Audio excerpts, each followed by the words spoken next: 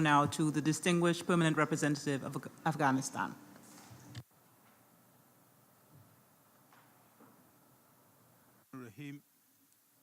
Madam Chair, at the outset, let me congratulate Ambassador Jorgensen of Estonia on assuming the chairmanship of the Second Committee, and to congratulate all members elected to serve in the Bureau.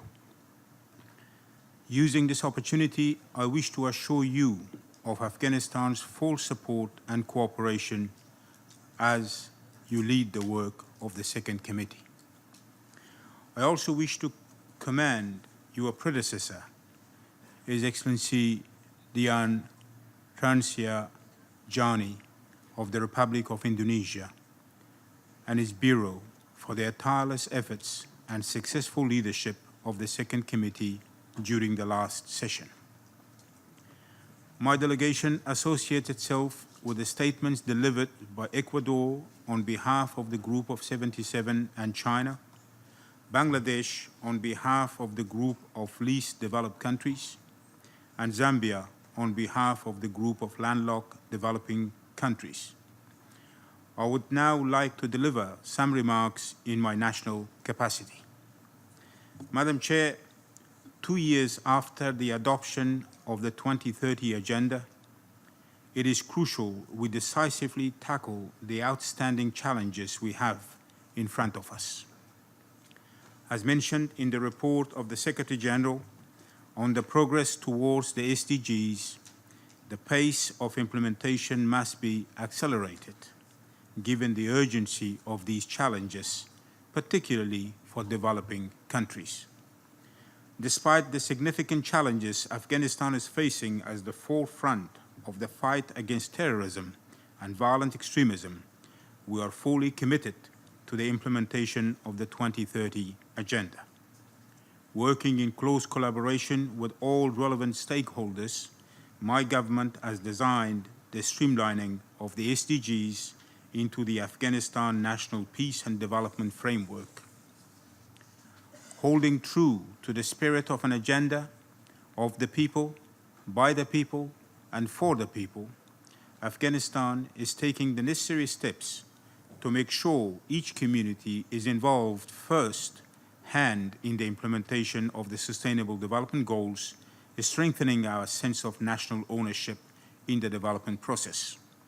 These steps, along with our future roadmap of implementation, have been presented during the last July's high-level political forum, where my delegation undertook its voluntary national review, sharing achievements, challenges, and lessons learned with the international community. Madam Chair, countries in conflict and post-conflict situations have always faced unique challenges in achieving sustainable development. We have witnessed that conflict not only impedes but reverses the decades of development gains. The theme of this year's general debate, focusing on people, striving for peace and a decent life for all on a sustainable planet, aptly captures the relation of deep interdependence between sustainable development and a peaceful world.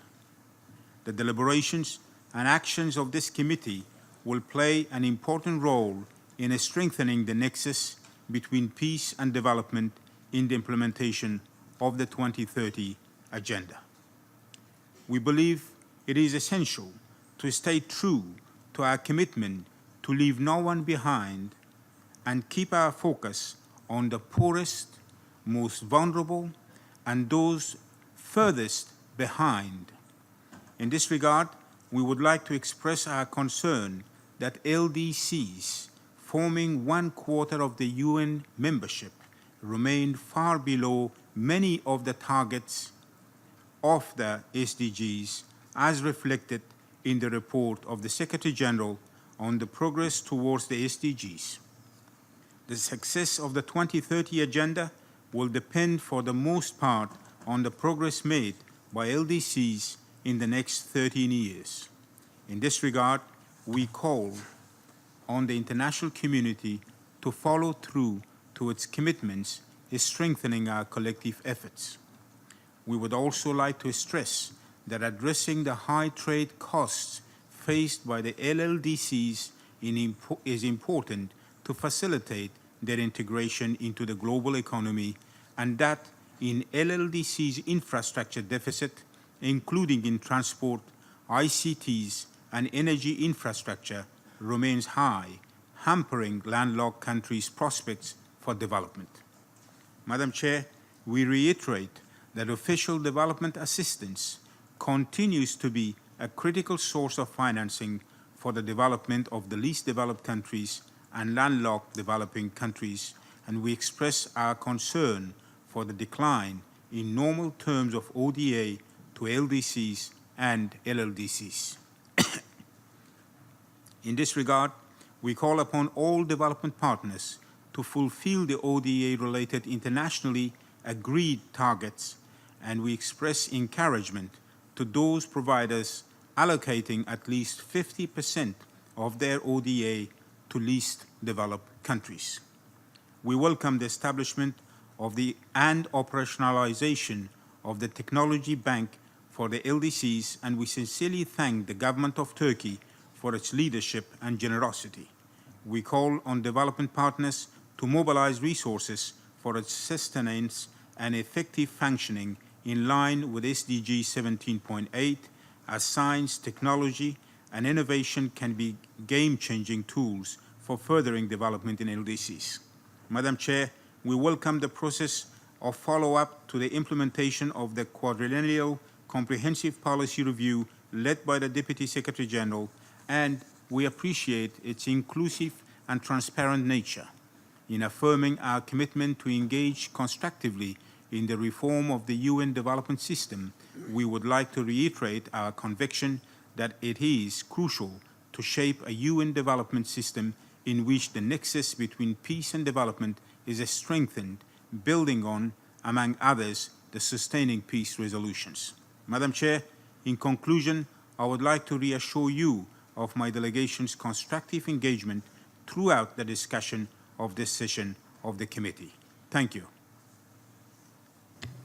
I thank the distinguished permanent representative of Afghanistan.